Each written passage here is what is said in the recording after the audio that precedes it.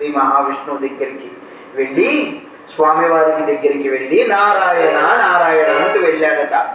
స్వామివారు చిరునవ్వు నవ్వి, ఏమయ్యా నారదా, ఇలా వచ్చావు, ఏంటి సంగతి అని అడిగారు.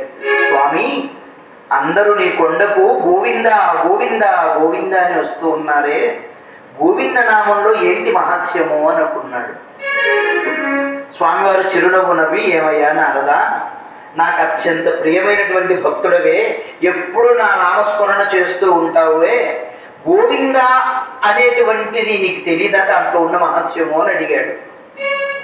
అంటే అప్పుడు నారదుడు, స్వామి నిజంగా తెలియదు అన్నాడు. గోవింద నామంలో ఉండేటువంటి మహత్యం నీకు తెలీదా నారదా అన్నాడు. స్వామి నిజంగా తెలియకే అడుగుతున్నాను అన్నాడు. అయితే నారదా, గోవింద నామంలో ఉండే మహత్యం నీకు తెలియాలి అంటే నువ్వు భూలోకానికి వెళ్ళాలయ్యా అని చెప్పాడంట. ఆశ్చర్యపోయాడు నారదుడు. భూలోకానికి ఎక్కడికి వెళ్ళమంటావు స్వామి అన్నాడు. అదిగదిగో భూలోకంలో కనపడుతున్నటువంటి ఆ పేడ దిబ్బ, ఒక దిబ్బలో సాలెపురుగు ఉంది. అక్కడ దిబ్బలో ఆహారం కోసం తిరుగుతున్నటువంటి సాలెపురుగు దగ్గరికి వెళ్ళి గోవింద నామంలో ఉండే మహత్యం గురించి అడుగు, అది చెబుతుంది అన్నాడు. ఆశ్చర్యపోయాడు నారద మహర్షి.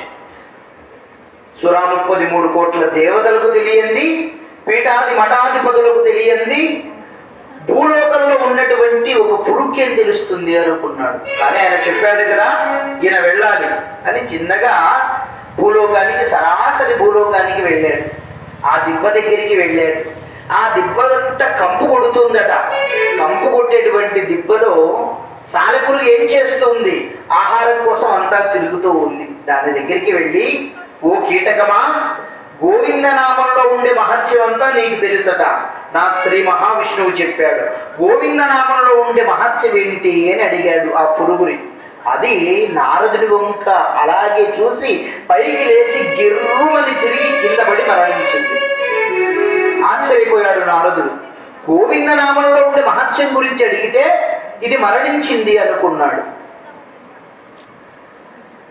పేరమ్మా, ఈ సాలెపురుగు మరణించింది అనుకొని మళ్ళీ పరుగున వైకుంఠానికి వెళ్ళాడు. స్వామి, నువ్వు అడగమన్నట్టే అడిగానయ్యా, ఆ యొక్క కీటకము మరణించింది అన్నాడు. అయితే నారదా, ఈసారి మళ్ళీ భూలోకానికి వెళ్ళు, అదుగో కనపడుతున్నటువంటి ఆ చెట్టు మీద రామచిలక ఉంది, గోవింద నామంలో ఉండే మహత్యం అంతా దానికి తెలుసు, అక్కడికి వెళ్ళి గోవింద నామంలో ఉండే మహత్యం ఆ చిలక నడువు చెబుతుంది అన్నాడు. సరే చిత్తం మహాప్రభు అనుకున్నాడు.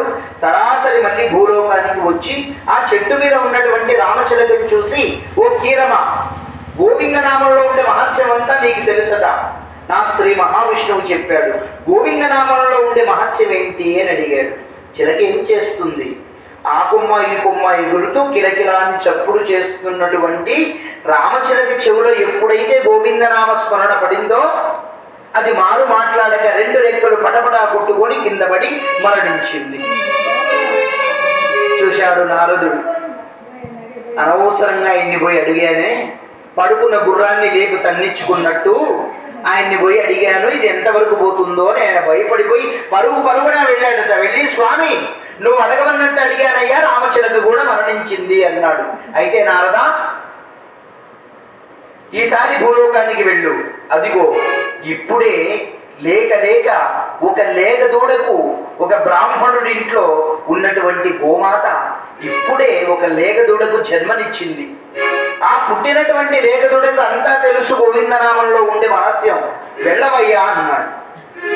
పరుగున వచ్చాడు. వెళ్ళి ఆ గోమాతకు నమస్కరించుకున్నాడు. గోమాతకు ఎనికి బాగానే నమస్కరించుకుంటాము.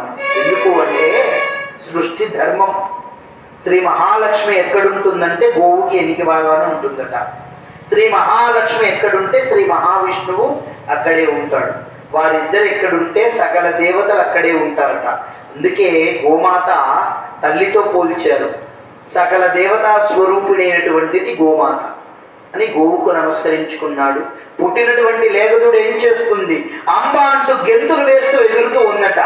గెంతులు వేస్తూ ఎగిరేటువంటి లేగదుడు దగ్గరికి వెళ్ళాడు. ఓ శిశువ అన్నాడు. అనగానే అది అలాగే ఆగిపోయి నారదుడి వెనుక అలాగే చూస్తున్నాడు. ఓ గోశిశువా, గోవిందనామంలో ఉండే మహత్యం అంతా నీకు తెలుసదా? నాకు శ్రీ మహావిష్ణువు చెప్పాడు. గోవిందనామంలో ఉండే మహత్యం ఏంటి అని అడిగాడు. ఆ గోమాతను ఎప్పుడైతే, గోశిష్యుని ఎప్పుడైతే అడిగాడో లేకదూడని, అది మారు మాట్లాడలేక అమ్మా అంటూ కింద పడి మరణించింది. శ్రీమంత్రమారమణ గోవింద చనిపోయింది. ఇక చూశాడు నారదుడు, భయపడి పరుగున వచ్చాడు శ్రీ మహావిష్ణువు దగ్గరికి వెళ్ళి, స్వామి నిజంగా నన్ను పరీక్ష పెట్టవద్దయ్యా, నిజంగా నాకు గోవింద నామంలో ఉండే మహత్యం తెలియకే,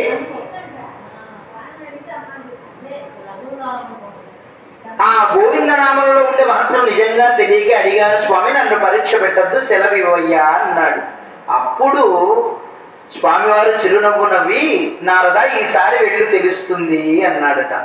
ఎక్కడికి వెళ్ళమంటారు స్వామి అంటే, అద్దో కోసల దేశాన్ని పరిపాలించే సుదర్శన మహారాజు, ఆయనకు 15-20 సంవత్సరాల నుంచి సంతానం లేదు. పుత్రశోకంతో యజ్ఞాలు యాగాలు క్రతువులు చేశాడు. 20 సంవత్సరాలకు లేక ఒక బిడ్డ పుట్టబోతున్నాడు. కొన్ని గడియలకు అక్కడికి పుట్టినటువంటి బిడ్డ దగ్గరికి వెళ్ళు, గోవిందనామంలో ఉండే మహత్యం గురించి అడుగు. ఆ బిడ్డ చెబుతుందంటే నారదుడు భయపడిపోయాడు. స్వామి నేను ఎక్కడికి వెళ్ళి గోవింద అన్న అన్ని మరణిస్తూ ఉన్నాయి. నేను లేక రాజుకి 20 సంవత్సరాలకు సంతానం కలిగింది, ఇంకా కొన్ని గడియల్లో బిడ్డ పుట్టబోతుంది అని నువ్వే అంటున్నావు. ఆ పుట్టినటువంటి బిడ్డ దగ్గరికి వెళ్ళి గోవింద అంటే ఆ పిల్లవాడు పిల్లో మరణిస్తే రాజు నన్ను బ్రతకనిస్తాడా? స్వామి ఎందుకయ్యా ఇలా పరీక్ష పెడుతున్నావు అన్నాడు. ఏం కాదు నారద వెళ్ళమన్నాడు. పరుగున వస్తున్నాడు, గోవింద నామం చేస్తూ వస్తున్నాడు. గోవింద గోవింద చేసి గోవింద గోవింద గోవిందాయని కొలువరే, గోవింద గోవింద గోవిందాయని కొలువరే, గోవింద గోవింద గోవింద గోవింద గోవింద గోవింద గోవింద గోవింద.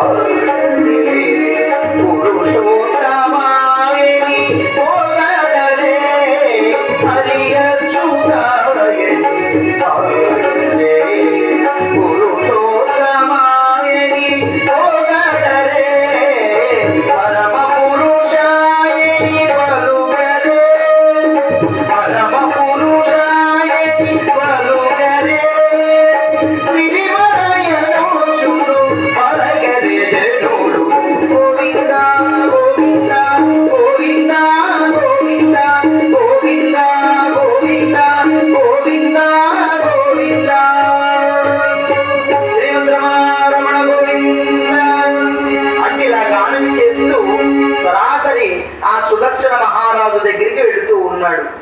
సుదర్శన మహారాజు దగ్గరికి వెళ్ళగానే ఆ రాజు నారదుడిని చూసిన వెంబడే ఆనందపడిపోయి, అలాగే బ్రహ్మర్షి ఎందుకు వచ్చాడో ఏమో అని పరుగున వెళ్ళి అలాగే సకల స్వాగతాలతో ఆయన మందిరానికి తోలుకొని వెళ్ళి బంగారపు పాన్పు మీద కూర్చుండబెట్టి, నారద మునేంద్ర నీవెందుకు వచ్చావయ్యా అని అడిగాడు.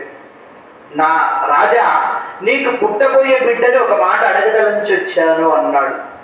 రాజుకు భయం పుట్టింది, ఆనందం కలిగింది. పుట్టబోయే బిడ్డని ఒక మాట అడగదలని వచ్చానంటే ఆయన ఏమన్నా ఈ బిడ్డని కావాలంటారో లేకపోతే ఏం అడుగుతారో ఏమో, ఎందుకంటే మారు మాట్లాడితే శపిస్తారు బ్రహ్మర్షి అని సరచిత్త మహాప్రభు అన్నాడు. కొన్ని గడియలకు రాణి ప్రసవించింది. 12 మగబిడ్డ పుట్టాడు. పుట్టినటువంటి బిడ్డని బంగారపు పళ్ళల్లో పెట్టుకొని నారదుల వారి దగ్గరికి తెస్తూ ఉంటే నారదుడు గజ వణికిపోతూ ఉన్నాడు. గోవింద అన్నానా, ఇన్ని మర్యాదలు చేశాడు రాజు, రాజు తలుచుకుంటే దెబ్బలో కొరువా అనుకున్నాడు. పిల్లవాడిని సరాసరి బంగారపు పళ్ళెల్లో పెట్టి నారద మునేంద్ర వారికి దగ్గరికి తీసుకొచ్చారు. అప్పుడు నారదుడు లేచి నిలబడి చెవు దగ్గరికి వెళ్ళి పిల్లవాడి చెవు దగ్గరికి, ఓ మునిబాలక, గోవిందనామంలో ఉండేటువంటి మహత్యం గురించి తెలుపు అని పరుగు పరుగున వెళ్ళిపోతున్నాడు. ఒక్కొక్క అడుగు వింజమూరు కావలిలో వేస్తున్నాడుట. గోవిందనామంలో ఉన్నటువంటి మహత్యాన్ని తెలుపు అన్నాడు అని వెళ్ళిపోతూ ఉన్నాడు. పేరమ్మా లెక్కల వెంకటేశ్వర్లు గారు కళాభిమానంతో 116 కానుకలుగా ఇచ్చారు ఆ తల్లికి.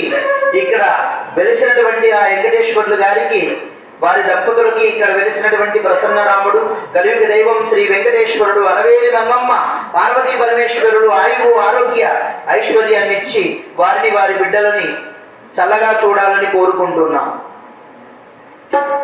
అలా పరుగున వెళ్ళిపోయేటువంటి నారదుడిని పిల్లవాడు చూసి, ఆగవయ్యా నారదా అన్నాడట. ఇప్పుడు నారదుడు ఆశ్చర్యంగా తిరిగి చూశాడు. ఏమయ్యా నారదా, గోవిందనామంలో ఉండి మహత్యం గురించి అడిగి వెళ్ళిపోతావే అని అప్పుడు చెబుతున్నాడు పుట్టినటువంటి బిడ్డ. నారద మునేంద్ర, నేను సాలపురుగై పుట్టాను. నా జన్మలో నా దగ్గరికి వచ్చావు, గోవిందనామ స్మరణ నా చెవిలో వేశావు, అక్కడికి ఆ జన్మ చాలించాను. మళ్ళీ రామచిలకనై పుట్టాను, అక్కడికి వచ్చావు, గోవిందనామ స్మరణ నా చెవిలో వేశావు, అక్కడికి ఆ జన్మ చాలించాను. మళ్ళీ లేఖదూడనై పుట్టాను, అక్కడికి వచ్చావు, గోవిందనామ స్మరణ నా చెవిలో వేశావు, అక్కడికి ఆ జన్మ చాలించాను.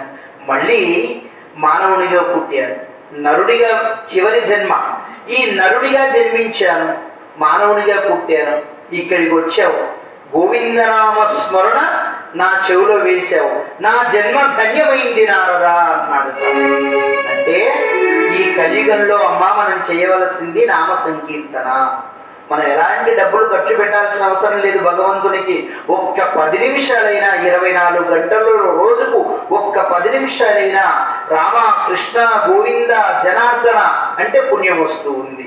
అందుకే భగవంతుడు ఏ శాస్త్రము, ఏ వేదం కూడా, అందుకే ఇందాక చెప్పినట్టు శ్రీమద్ భాగవతంలో భక్త పోతన గారు ఒక మంచి శ్లోకాన్ని చెప్పాడు.